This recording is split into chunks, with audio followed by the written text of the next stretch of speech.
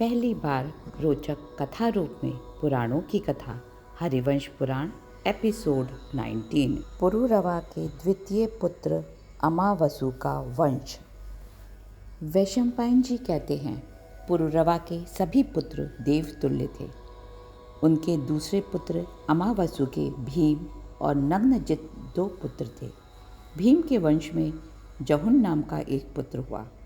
गंगा जी उनको पति बनाने की इच्छा से उनके समीप गई, पर जब उन्होंने इस बात की इच्छा जाहिर नहीं की तो गंगा जी को क्रोध आ गया। उन्होंने उसकी सभा को जल से भर दिया। जब जहुन ने अपनी यज्ञ वाटिका को गंगा जी के द्वारा डूबता हुआ देखा तो क्रोध से गंगा जी से कहा, गंगे, मैं तेरे इस जल को पी तेरा प्रयास व्यर्थ कर दूंगा। ऐसा कह उन्होंने गंगा का जल पी लिया। यह देख तपस्वियों ने गंगा को जहुन की पुत्री मान उसका नाम जाह्नवी रख दिया। जहुन ने युवनाश्रव की पुत्री कावेरी से विवाह किया। आगे चलकर इसी वंश में गाधी के सत्यवती नाम की कन्या उत्पन्न हुई थी। सत्यवती का विवाह भृगुपुत्र ऋचि के साथ हुआ।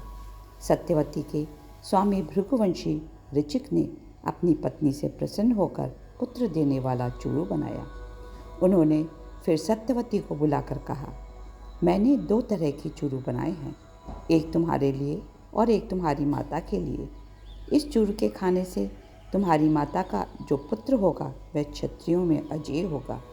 मैंने तुम्हारे लिए जो चूरू बनाया है उसे खाने से तुम्हें शांति स्वरूप द्विज श्रेष्ठ पुत्र होगा। ऐसा पत्नी से कह भृगुनंदन वन को चले गए। उसी समय राजा गाधी अपनी भार्या के साथ पुत्री को देखने आश्रम में पहुँचे। तब सत्यवती पति के द्वारा लिए गए दोनों चूरू लाई और माता के सामने उनका चूरू और अपना चूरू अलग अलग रख दिया।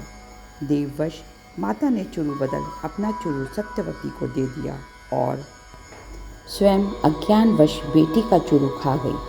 परिणाम स्ववश सत्यवती ने क्षत्रियों का संहार करने वाले गर्भ को धारण कर लिया।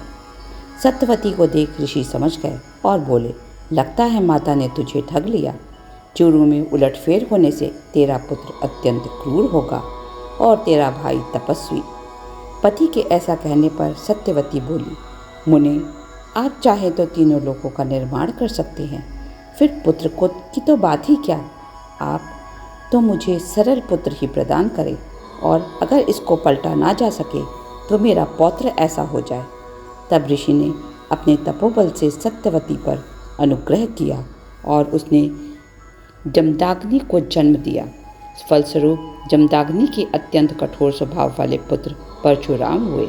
इधर महाराज गाधी के तपस्वी एवं शांत स्वभाव के पुत्र विश्वामित्र हुए, जिनके अनेक पुत्र हुए। जय श्री कृष्ण। नेक्स्ट एपिसोड में सुनेंगे पुरुरवा के प्रथम पुत्र आयु का वंश। Please don't forget to like, share and subscribe and spread it among as many people as you can.